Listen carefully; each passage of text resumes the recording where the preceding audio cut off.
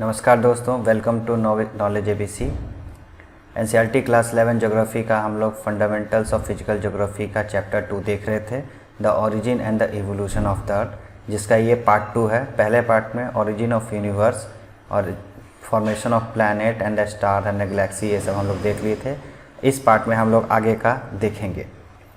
आगे में सबसे पहले आता है आवर सोलर सिस्टम। ये हमारा सोलर सिस्टम है। इसमें सन हो गया, मरकुरी, वेनस, अर्थ, जिसके साथ मून है, Mars, Jupiter, Saturn, Uranus, Neptune, बीच में एस्ट्रॉयड बेल्ट है। ये पूरा हमारा सोलर सिस्टम है। सोलर सिस्टम में सन विथ 8 प्लैनेट्स, ये हमारे सोलर से, इसके बारे में हम लोग थोड़ा जान लेंगे। तो सोलर सिस्टम में जैसे बताया मैंने कि 8 प्लैनेट हैं अभी। सोलर सिस्टम का फॉर्मेशन कब हुआ था? सबसे पहले स्टार्स का फॉर्मेशन 5 to 5.6 बिलियन से पहले हुआ था, और उसके बाद प्लैनेट्स का फॉर्मेशन हुआ 4.6 बिलियन। उसके कुछ समय बाद, ये कुछ समय भी बिलियंस ईयर्स होते हैं, 1 बिलियन ईयर के आफ्टर में 4.6 बिलियन ईयर्स के बाद आवर सोलर सिस्टम का फॉर्मेशन हुआ।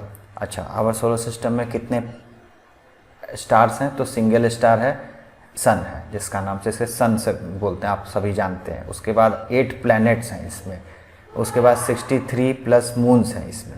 इसके साथ इसमें एस्टेरॉयड बेल्ट है, कॉमेट है, huge quantity of dust and gases, सब मिला के अपना सोलर सिस्टम बनता है। ये सोलर सिस्टम में ये सभी प्लैनेट्स हैं, 8 प्लैनेट है। उसके 8 प्लैनेट्स के नाम हो गए Mercury, Venus, Earth, Mars, Jupiter, Saturn, Uranus, Neptune. इन सभी के रिस्पेक्टिव जो फ़ोटोज़ अवेलेबल हैं वो मैंने लगा दिए हैं इसमें। अच्छा, एक एक करके देखते हैं। मरकरी जो है वो क्लोजेस्ट प्लैनेट है सन का, और इसके साथ साथ स्मॉलेस्ट प्लैनेट भी है। उसके बाद वेनस है, ये ब्राइटेस्ट प्लैनेट है, सेकंड टू सन से। ये सारे प्लैनेट मैंने सन से रिस्पेक्ट में लगा दिए हैं। सन के से अगर चलेंगे तो सबसे पहले Mercury, Venus, Earth, Mars, Jupiter, Saturn, Uranus, Neptune, ये आएंगे। तो वेनस के बारे में देख रहे थे, ब्राइटेस्ट प्लैनेट है, और इसका जो साइज़ है लगभग अर्थ के बराबर है, लेकिन अर्थ से थोड़ा छोटा है। अर्थ ब्लू प्लैनेट के नाम से जाना जाता है, और इसकी अर्थ की डेंसिटी सभी प्लैनेट्स में सबसे अधिक है। हाईएस्ट डेंसिटी किस प्लैनेट की है? तो अर्थ की है। उसके बाद मार्स है, ये भी छोटा प्लैनेट है, लेकिन अर्थ से काफ़ी छोटा है, रेड प्लैनेट के नाम से जाना जाता है। उसके बाद जुपिटर है, जुपिटर लार्जेस्ट प्लैनेट है। सभी प्लैनेट में सबसे लार्जेस्ट प्लैनेट जुपिटर है। उसके बाद सैटर्न आता है। सैटर्न अपने लो डेंसिटी के लिए फेमस है। सभी प्लैनेट में सबसे लो डेंसिटी सैटर्न की है। उसके बाद यूरेनस आता है, फिर नेपच्यून आता है। एनसीईआरटी बुक में एक डेंसिटी, रेडियस, सैटेलाइट, ये कंपैरिजन दिया हुआ था। चूँकि ये डाटा पुराना है तो सैटेलाइट्स के नंबर कम है, अभी काफ़ी सैटेलाइट्स बढ़ गए हैं। कंपैरिजन, सन से दूरी अगर 1 है, 1 एस्ट्रो मान लेते हैं अर्थ और सन की दूरी, तो बाकी का रिस्पेक्ट में कितना डिस्टेंस है। तो मरकरी सबसे नज़दीक है, तो कंपैरिजन में अगर देखा तो 0.387। उसके बाद वेनस है, उसके बाद मार्स है, अर्थ, मार्स, जुपिटर, सैटर्न, ऐसे ऐसे बढ़ते जाता है। प्लूटो का यहाँ पे जिक्र है, क्योंकि ये प्लूटो एनसीईआरटी बुक में दिया हुआ था। प्लूटो का भी पहले प्लैनेट में नाम था, अभी नहीं है रहा। ठीक है। उसके बाद डेंसिटी देखा जाए तो डेंसिटी सबसे अधिक अर्थ की है, और सबसे लो डेंसिटी जैसे मैंने बताया सैटर्न की। उसके बाद अगर रेडियस की बात करें तो अर्थ के रेडियस को रेस्पेक्टिव 1 मान लिया गया है, तो उसके कंपैरिजन में जुपिटर जो सबसे बड़ा है 11 टाइम्स है, मतलब अर्थ से 11 टाइम्स रेडियस इसका बड़ा। ठीक है। उसी तरह उसके बाद सेकंड नंबर का प्लैनेट है सैटर्न। सबसे बड़ा प्लैनेट हो गया जुपिटर, उससे छोटा हो गया सैटर्न, उससे छोटा हो गया यूरेनस, उससे छोटा हो गया नेपच्यून। उसके बाद सीधे नंबर आता है अर्थ का, उससे छोटा हो गया वेनस। अर्थ और वेनस को ट्विन सिस्टर के नाम से आता है, क्योंकि साइज़ लगभग बराबर है, थोड़ा सा ही कम है। उससे छोटा मार्स है, और सबसे छोटा मरकरी। सैटेलाइट का है नंबर वेरी, मरकरी और वेनस का बस याद रखना कि इसके कोई भी सैटेलाइट नहीं है। अर्थ के सिंगल सैटेलाइट है, मार्स के 2 सैटेलाइट है, जुपिटर, सैटर्न के अपडेट होते रहते हैं। ये और सैटेलाइट अभी फाउंड होते जा रहे हैं, तो ये नंबर बढ़ते रहते हैं। ठीक है, आगे देखते हैं। सोलर सिस्टम के बारे में और डिटेल देख लेते हैं। मरकरी, वेनस, अर्थ, मार्स, ये जो शुरुआत के जो 4 प्लैनेट है, इसको इनर प्लैनेट कहेंगे। क्यों? क्योंकि ये अर्थ और एस्टेरॉयड बेल्ट के बीच में पाए जाते हैं। अच्छा, इसके बाद बाकी के जो 4 प्लैनेट बच गए, मतलब एस्टेरॉयड बेल्ट के बाद जो बाकी जो 4 प्लैनेट बच गए, उसको आउटर प्लैनेट कहेंगे। जो इनर प्लैनेट है उसको टेरेस्ट्रियल प्लैनेट भी कहेंगे, क्योंकि अर्थ लाइक प्लैनेट है। ये रॉक्स और मेटल्स के बने हुए हैं। इसके साथ साथ इसकी डेंसिटी हाई होती है। अच्छा, उसके बाद जो बाकी का जो एस्ट्रॉयड बेल्ट के बाद जो चार प्लैनेट हो गए, जुपिटर, सैटर्न, यूरेनस, नेपच्यून, इसको जोवियन और गैस प्लैनेट के नाम से जाना जाता है। क्योंकि जोवियन इसलिए बोलते हैं क्योंकि जुपिटर लाइक प्लैनेट है। ये सारे प्लैनेट काफ़ी बड़े होते हैं साइज़ में, कंपैरिजन टू टेरेस्ट्रियल प्लैनेट, मतलब अर्थ, मार्स, मर्क्यूरी, वेनस, इन सब के कंपैरिजन में काफ़ी बड़े साइज़ के होते हैं। इनकी एटमॉस्फेयर काफ़ी थिक एटमॉस्फेयर होती है, ज़्यादातर इसमें हाइड्रोजन और हीलियम मिलता है। आउटर प्लैनेट की बात हो रही है यहाँ पे। प्लूटो के बारे में जान लेते हैं। प्लूटो ऐसा था कि 2006 से पहले प्लूटो भी हमारे सोलर सिस्टम का पार्ट था, प्लैनेट में इसकी गिनती आती है, लेकिन 2006 के इंटरनेशनल एस्ट्रोनॉमिकल यूनियन के मीटिंग में इसे बाहर कर दिया जाए। मेनली इसका रीज़न ये था कि ये नेपच्यून के ऑर्बिट को क्रॉस करता था, क्योंकि प्लैनेट होने का पहले ही शर्त ये होता है कि उसके आसपास का एरिया क्लियरेंस होनी चाहिए, उसकी प्रॉपर ऑर्बिट होनी चाहिए सन के चारों। लेकिन ये ऑर्बिट करते वक्त नेपच्यून के ऑर्बिट को ही क्रॉस करता था, साथ साथ इसके साइड की एरिया भी क्लियर नहीं थी। इस कारण से इसे प्लूटो को प्लैनेट के दर्जे से हटा के इसको ड्वार्फ प्लैनेट का नाम दिया गया। अब देख लेते हैं, एक डिफरेंस देख लेते हैं टेरेस्ट्रियल प्लैनेट और जोवियन प्लैनेट के बीच में। टेरेस्ट्रियल प्लैनेट में मर्क्यूरी, वेनस, अर्थ, मार्स आ गए। जोवियन प्लैनेट में जुपिटर, सैटर्न, यूरेनस, नेपच्यून आ गए। अच्छा, टेरेस्ट्रियल प्लैनेट में formed close to the planet है। ये इनका जो फॉर्मेशन है ये सन के काफ़ी क्लोज हुआ है, और जो जोवियन प्लैनेट है ये काफ़ी डिस्टेंस पे लोकेटेड है। अच्छा, ये जो प्लैनेट है, जो टेरेस्ट्रियल प्लैनेट है, इनमें जो शुरुआती एटमॉस्फेयर थे ये सोलर सन के सोलर विंड के कारण ये सारे इसके निकल गए, बहुत ही लो लेवल के एटमॉस्फेयर यहाँ पे बचे हुए। और जो बाकी के जोवियन प्लैनेट है ये काफ़ी दूर हैं, इसलिए सोलर विंड का प्रभाव इन पे काफ़ी कम पड़ता है। साथ साथ इनकी मैग्नेटिक फील्ड इतनी हाई है तो ये सोलर विंड को डिफ्लेक्ट कर देते हैं। टेरेस्ट्रियल प्लैनेट छोटे होते हैं साइज़ में, और जो जोवियन प्लैनेट होते हैं लार्जर साइज़ के प्लैनेट होते हैं। इनकी जो ग्रेविटी जो होती है वो काफ़ी कम होती है, इसी कारण ज़्यादा गैस को ये होल्ड नहीं कर रहे, थिक एटमॉस्फेयर होल्ड नहीं कर पाते हैं। और जो जोवियन प्लैनेट की बात करें तो यहाँ पे काफ़ी हाई ग्रेविटी होने के कारण काफ़ी ये थिक एटमॉस्फेयर को रिटेन कर पाते हैं। मर्क्यूरी, वेनस, जैसे बताया मर्क्यूरी, वेनस, अर्थ, मार्स ये टेरेस्ट्रियल प्लैनेट हो गए, और जोवियन प्लैनेट में जुपिटर, सैटर्न, यूरेनस, नेपच्यून हो गया। सबके रिस्पेक्टिव जो फोटोज़ हैं वो यहाँ पे लगा दिया मैंने। इसके बाद मून के बारे में जानते हैं। मून अपना नेचुरल सैटेलाइट है, इकलौता नेचुरल सैटेलाइट है। जो भी अर्थ के चारों ओर कोई भी ऑब्जेक्ट अगर मूव करती है, मैनमेड हो चाहे नेचुरल हो, उसको सैटेलाइट बोलेंगे। तो मून इकलौता हमारा अर्थ के चारों ओर रिवॉल्व करने वाला जो सिलिशियल बॉडी है, इसीलिए इसको नेचुरल सैटेलाइट का नाम दिया। In 1838, Sir G. Darwin said that Earth and the Moon form a single rapid rotating body, a dumbbell-shaped object, and eventually broke it. ये सबसे पहले जी डार्विन ने ये थ्योरी दिया था कि अर्थ और मून एक ही ऑब्जेक्ट थे पहले, लेकिन बाद में रैपिड रोटेटिंग होने के कारण ये दोनों अलग अलग हो गए, डम्बेल शेप बने, फिर धीरे धीरे ये अलग हो गए। लेकिन प्रेजेंट में ये थ्योरी गलत हो गई है। प्रेजेंट में जो बिग स्प्लैट थ्योरी सामने आई है, इसमें ये कहा गया है कि a body of size 1 to 3 times the Mars के साइज की बॉडी है उससे कुछ बड़ी है, अर्थ के से टकराई थी शुरुआती समय में। अर्थ के जब फॉर्म हो रहा था उसी समय टकराई थी। टकराने के बाद क्या हुआ कि बहुत सारा डिब्रीज मटेरियल बाहर निकल गया अर्थ से, और वो कंटिन्यू कर रहा है अभी मून के शेप में। वो आपस में जम गए और मून का शेप ले लिया, और 4.4 बिलियन ईयर पहले ये चीज़ हुई थी, बिग स्प्लैट थ्योरी। जो आके ऑब्जेक्ट टकराया था उसके कारण मार्स के साइज़ का ऑब्जेक्ट था और आके टकराया था और मून का फॉर्मेशन हुआ था। अब इवोल्यूशन ऑफ द अर्थ के बारे में देखते हैं। तो अर्थ के इवोल्यूशन में हम लोग इसको 4 पार्ट में देखेंगे। पहला लिथोस्फीयर, जो ज़मीन है वो कैसे बनी, एटमॉस्फेयर, पूरा एटमॉस्फेयर कैसे आया, फिर हाइड्रोस्फीयर जो जलमंडल है पूरा वो कैसे आया, फिर ओरिजिन ऑफ लाइफ। ये सब पहले लिथोस्फीयर, एटमॉस्फेयर, हाइड्रोस्फीयर आ जाने के बाद फिर लाइफ कैसे आती है अर्थ पे, ये भी हम लोग देखेंगे। Development of lithosphere. लिथोस्फीयर कैसे आए? सबसे पहले क्या था कि वॉलेटाइल प्रीमोडियल स्टेज था। जब अर्थ अपने सबसे शुरुआती स्टेज में था तो वो बहुत ही फायर बॉल की तरह था।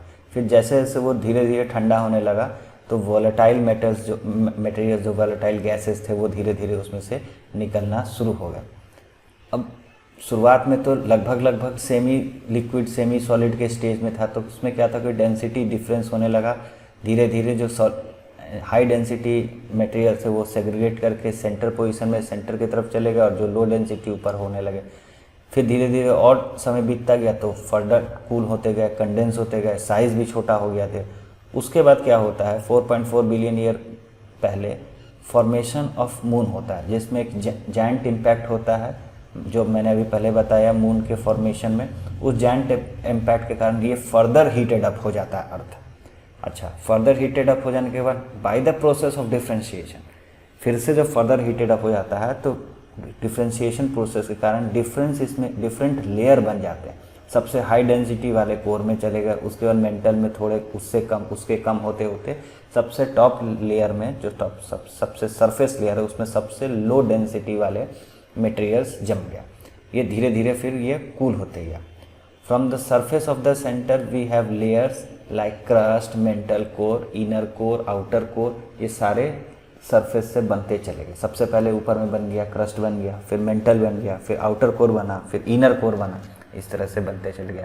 डेंसिटी भी उसी रेस्पेक्ट में, सबसे ऊपर से चलेंगे तो सबसे लो डेंसिटी, फिर बढ़ते जाएंगे, फिर डेंसिटी बढ़ती जाएगी और कोर तक आते आते सबसे हाईएस्ट डेंसिटी हमको मिलेगी। इस तरह से हमारा लिथोस्फीयर आउटर सरफेस बना। अब एटमॉस्फेयर की बात कर लेते हैं। तो सबसे पहले जो प्राइमोर्डियल एटमॉस्फेयर था, जो हाइड्रोजन, मेनली हाइड्रोजन और हीलियम का जो हुआ था, वो अर्थ के सोलर विंड के कारण तो वो सबसे पहले निकल गया, हट गया। उसके बाद इंटीरियर ऑफ द अर्थ जो था वो कंट्रीब्यूट किया उसको बनाने में। फिर धीरे धीरे डीगैसिंग प्रोसेस से धीरे धीरे और भी गैस रिलीज़ हुए तो वहाँ पे फिर से एटमॉस्फेयर थोड़ा बना।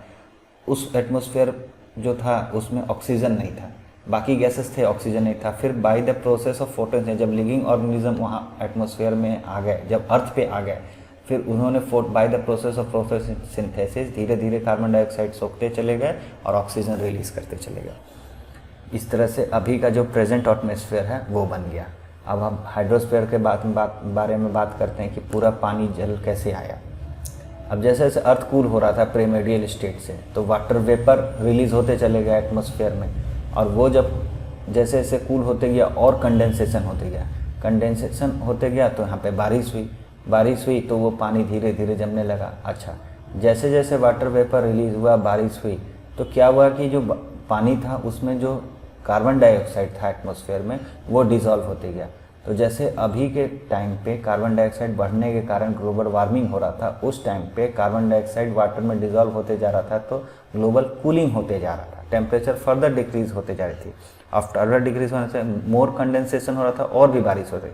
इस कारण से जहाँ जहाँ गड्ढे थे, डिप्रेशन था, वहाँ पानी भरते चले गया और ओशन का फॉर्मेशन हो गया। Formation completed at 4 billion year ago. 4 billion year पहले जो हाइड्रोस्फीयर है, मतलब हम जितनी ओशियंस देखते हैं आज के डेट में, वो धीरे धीरे बन गई थी। अब लिथोस्फीयर बन गया, ज़मीन बन गई, पानी बन गया, एटमॉस्फेयर बन गया। अब धीरे धीरे लाइफ आने लगती है अर्थ पे। तो वो कैसे आती है, ओरिजिन ऑफ लाइफ कैसे होती है, इसके बारे में जानें। मॉडर्न साइंटिस्ट की अगर बात करें तो क्या था origin of life? Modern scientist refer to origin of life as a kind of chemical reaction which first generated complex organic molecule and assembled them।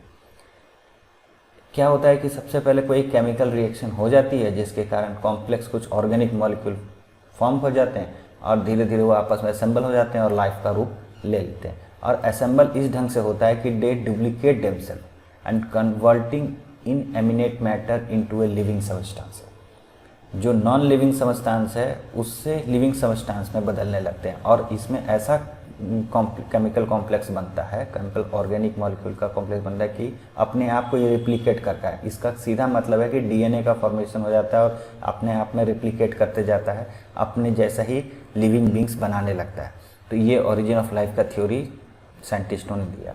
अच्छा, रिकॉर्ड ऑफ लाइफ हम लोग कैसे चेक करते हैं कि कब से लाइफ है? तो फोसिल से हम लोग ये चीज़ चेक करते हैं। जो भी फोसिल्स है कितना पुराना है उस हिसाब से हम लोग पता लगाते हैं कि ओरिजिन ऑफ लाइफ कब से शुरू हुई। तो लाइफ कब से शुरू हुई? तो 3.8 बिलियन ईयर पहले से हुए। और सबसे पहले कौन सा ऑर्गेनिज्म आया था? तो ब्लू ग्रीन अलगी आया था। अच्छा, ये जियोलॉजिकल टाइम स्केल है जो एनसीईआरटी बुक में दिया है।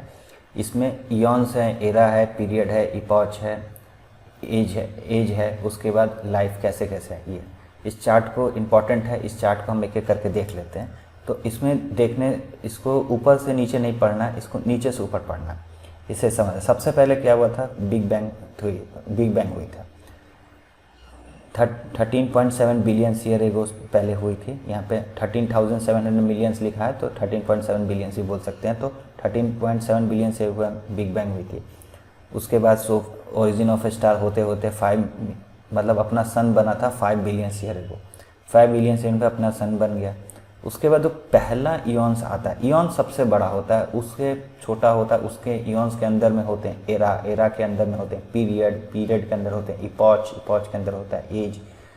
ये इसका टाइम स्केल है। तो सबसे पहले हेडना इयॉन आया, आर्केन प्रोटोजोइक आर्केन पीरियड आया, प्री कैम्ब्रियन एरा आता है। ये इंपॉर्टेंट है। प्री कैम्ब्रियन एरा जो आता है 570 मिलियन ईयर्स एगो से 4008 मतलब अर्थ के फॉर्मेशन से लेके जो 570 मिलियन ईयर एगो, तो ये प्री कैम्ब्रियन एरा है।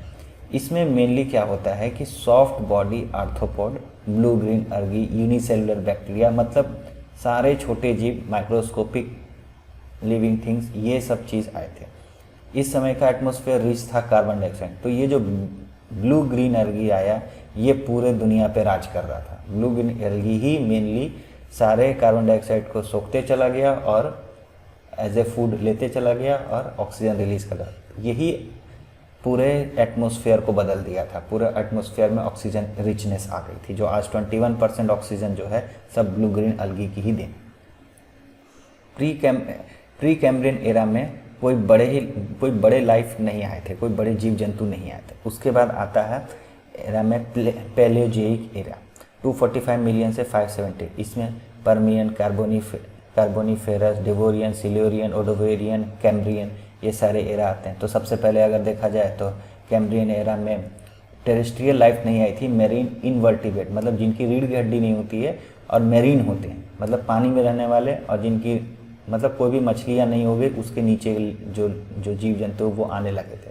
उसका फर्स्ट फिश कब इवॉल्व हुआ था? ओडोवेरियन एरिया में 438 से 505 मिलियन ईयर पहले। उसके बाद first trace of life on land कब हुआ था? सिल्यूरियन एरा में हुआ था। उसके बाद एम्फीबियन कब आ गए थे?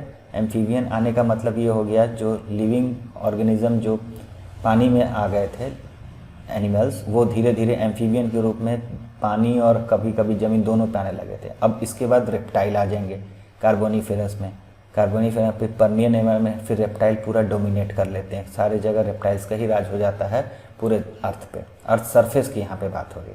उसके बाद मेसोजोरिक एरा आता है, ये बहुत इंपॉर्टेंट है। उसमें क्रिटेशियस एरा होता है, जुरेसियस, टेरासिक। क्रिटेशियस, जुरासिक, टेरासिक है।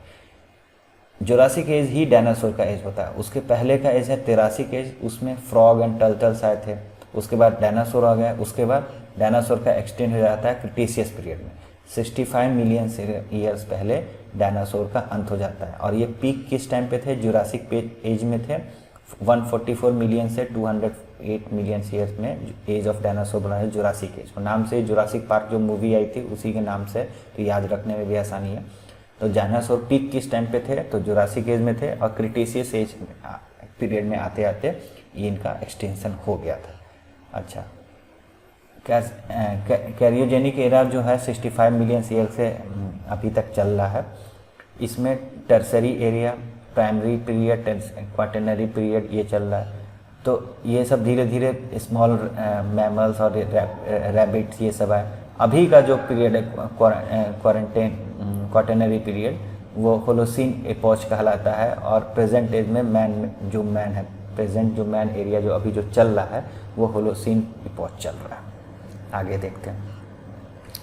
ये पूरा तो ख़त्म हो गया। मल्टीपल चॉइस क्वेश्चन देख लेते हैं। इसमें पहला है which of the following figure represent the age of the earth, तो 4.6 बिलियन ईयर।